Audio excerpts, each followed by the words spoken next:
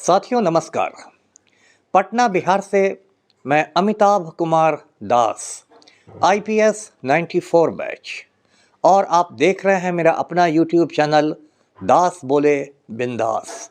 क्योंकि जब बुज़दिलों ने मुंह में दही जमा लिया हो तो दास का बिंदास बोलना जरूरी हो जाता है। आज मैं आपको बिहार सरकार की एक माननीय मंत्री महोदया की कहानी सुनाऊंगा जो अपना आपराधिक गिरोह चलाती हैं, अपना गैंग चलाती हैं। लेकिन कहानी शुरू होने के पहले मैं आपको 20-25 साल पुरानी बातें बताता हूं। 1998-99 के दौरान सीमांचल में बूटन सिंह नाम के खूंखार अपराधी का आतंक फैला हुआ था। साथियों, बिहार का जो सीमांचल क्षेत्र है उसमें 4 जिले आते हैं: पूर्णिया, कटिहार, किशनगंज और अररिया।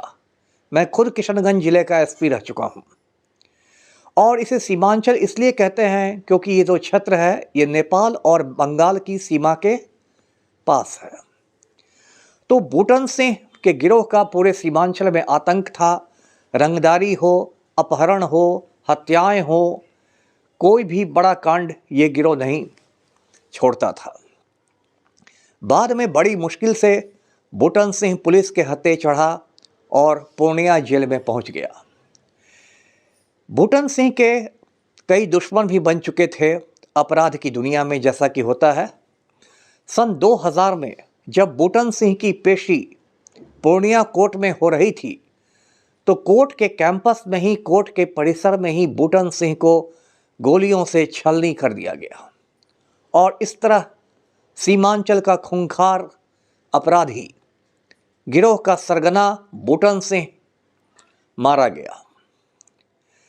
बूटन सिंह के मारे जाने के बाद उसके गिरोह की कमान उसकी पत्नी लेसी सिंह के हाथों आ गई। बूटन सिंह के गिरोह के बाकी लोगों ने लेसी सिंह को ही अपना सरगना मान लिया। आपको याद होगा साथियों कि चंबल घाटी में जब विक्रम मल्लाह की हत्या हुई थी तो उसकी हत्या के बाद उसके गिरोह की कमान फूलन देवी ने संभाल ली थी।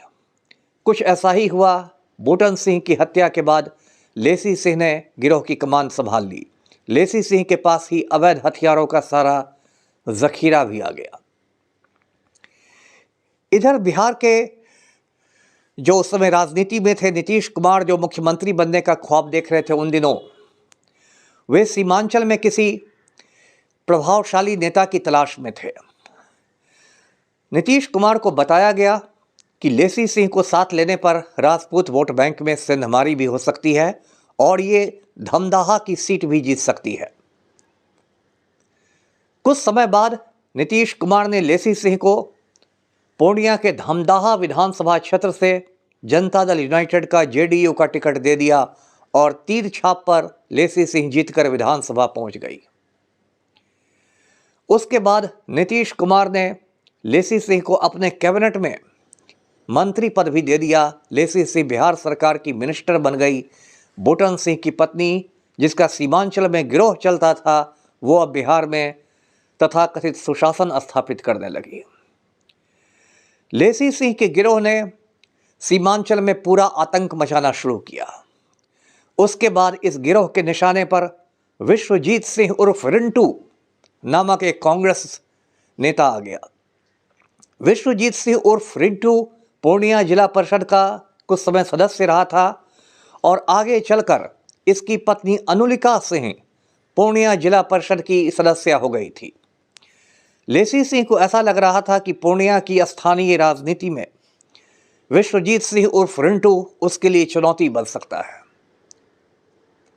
12 नवंबर 2021 इस तारीख को शाम 4 बजे पूर्णिया के सरसी बाजार में एक चाय की दुकान पर विश्वजीत सिंह कुछ लोगों के साथ चर्चा कर रहे थे।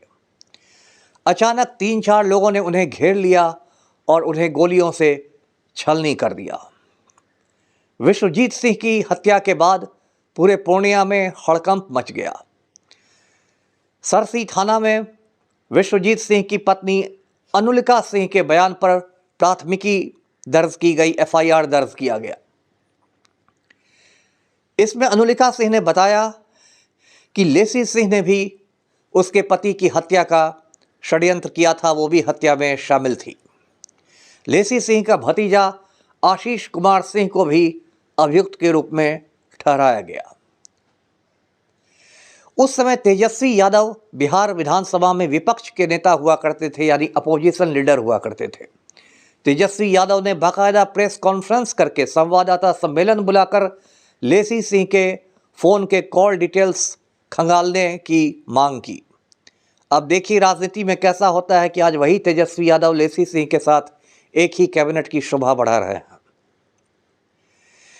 लेकिन इस हत्याकांड के दर्ज होने के कुछ समय बाद ही मुख्यमंत्री नीतीश कुमार उर्फ पलटू राम का फ़ोन पूर्णिया एसपी को पहुंच गया और उनसे कहा गया कि इस केस में लेसी सिंह का बाल बांका नहीं होना चाहिए, क्योंकि लेसी सिंह सुशासन की एक मजबूत स्तंभ है।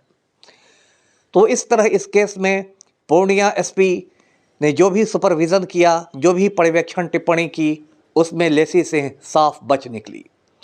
जब चारों ओर से बहुत ज़्यादा दबाव बढ़ा तो लेसी सिंह के भतीजे आशीष कुमार सिंह को इस केस में गिरफ्तार किया गया और एक शूटर के रूप में उसकी पहचान की गई।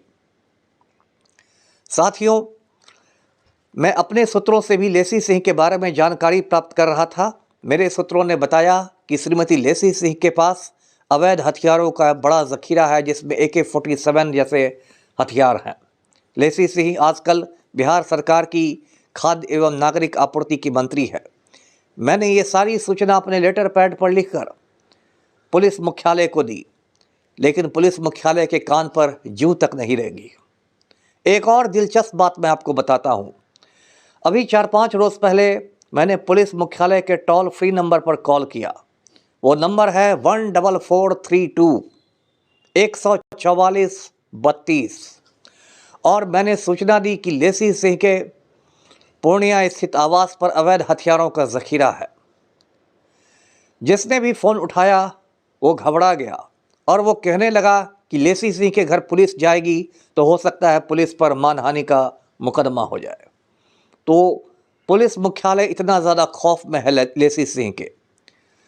साथियों, ये बिहार का दुर्भाग्य है कि एक तरफ यहाँ सुशासन की बात होती है और दूसरी तरफ लेसी सिंह जैसी आपराधिक गिरोह की सरगना बिहार सरकार में शामिल है, कैबिनेट मंत्री है, अपनी कार पर तिरंगा झंडा लगाकर घूम रही है।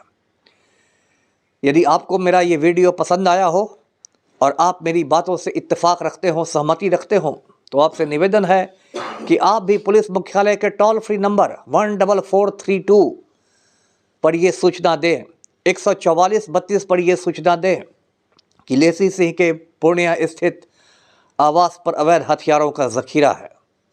अपने कमेंट्स आप कमेंट सेक्शन में ज़रूर डालेंगे और मेरे इस चैनल को दास बोले बिंदास को ज़रूर सब्सक्राइब करेंगे। धन्यवाद। जय हिंद।